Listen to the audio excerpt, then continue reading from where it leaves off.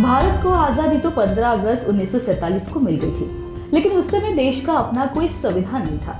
26 जनवरी 1950 को हमारे देश का संविधान लागू हुआ और भारत एक पूर्ण गणराज्य बना। इसी दिन हम सही मायनों में एक लोकतांत्रिक देश बने, जहां जनता का शासन सुनिश्चित हुआ। संविधान को बनाने में डॉक्टर भीमराव अंबेडकर की अध्यक्षता वाली समिति को 2 साल 11 महीने और 18 दिन का समय लगा। 26 जनवरी की तारीख इसलिए चुनी गई क्योंकि 1930 में इसी दिन भारतीय राष्ट्रीय कांग्रेस ने पूर्ण स्वराज की घोषणा की थी। नमस्कार, आप देख रहे नागपुर समय और मैं हूँ संवाददाता रिंकू पांतावले। आइए मेरे साथ एक बार फिर देशभक्ति के सागर में डूब जाए और भारत की विरासत को समझे और उसे सलाम करें। गणतंत्र दिवस यानी 26 जनवरी की तारीख करीब आते ही हर भारतीय के मन में तिरंगे की आन बान और शान की लहर दौड़ने लगती है। वर्ष 2026 में हम 77वां गणतंत्र दिवस मना रहे हैं, जो संविधान लागू होने के 76 वर्ष पूर्ण होने का प्रतीक है। 26 जनवरी की तारीख का चयन संयोग से नहीं हुआ। वर्ष 1930 में भारतीय राष्ट्रीय कांग्रेस ने लाहौर अधिवेशन में पूर्ण स्वराज की घोषणा की थी और इसी दिन को स्वतंत्रता दिवस के रूप में मनाने का निर्णय लिया गया था।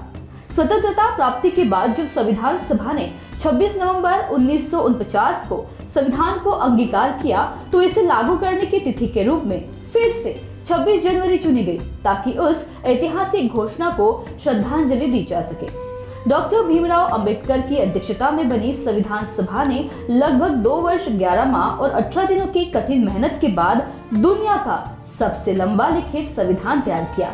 गणतंत्र दिवस समारोह की एक खास बात यह है कि हर साल भारत किसी दूसरे देश के राष्ट्राध्यक्ष को मुख्य अतिथि के रूप में आमंत्रित करता है।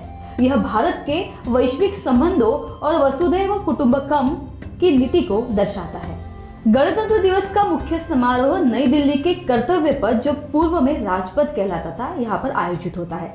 राष्ट्रपति राष्ट्रीय ध्वज तिरंगा फहराते हैं और परेड की सलामी लेते हैं। भारतीय सेना, नौसेना, वायुसेना के जवान, विभिन्न राज्यों की झांकियां, सांस्कृतिक दल, एनसीसी, स्काउट्स आदि इस भव्य परेड में भाग लेते हैं। ये प्रदर्शन भारत की सैन्य शक्ति, सांस्कृतिक विविधता और एकता को विश्व के सामने प्रस्तुत करता है। परेड के बाद फ्लाई पास्ट में वायुसेना के विमान आकाश में शानदार प्रदर्शन करते हैं। गणतंत्र दिवस का उत्सव केवल 26 जनवरी को समाप्त नहीं होता। इसका औपचारिक समापन 29 जनवरी की शाम को बीटिंग रिट्रीट समारोह के साथ होता है। इसमें भारतीय सेना, नौसेना और वायुसेना के बैंड पारंपरिक धुनें बजाते हैं, जो बहुत ही गौरवमयी दृश्य होता है। स्कूलों, कॉलेजों और सरकारी संस्थानों में भी इस दिन विशेष कार्यक्रम आयोजित किए जाते हैं। ध्वजारोहण, राष्ट्रगान, देशभक्ति गीत, भाषण, निबंध, चित्रकला और सांस्कृतिक कार्यक्रम बच्चों में देशभक्ति की भावना जगाते हैं। यह दिन हमें याद दिलाता है कि संविधान हमें मौलिक अधिकार देता है और साथ ही देश के नागरिक के रूप में हमें मौलिक कर्तव्य भी सौंपता है।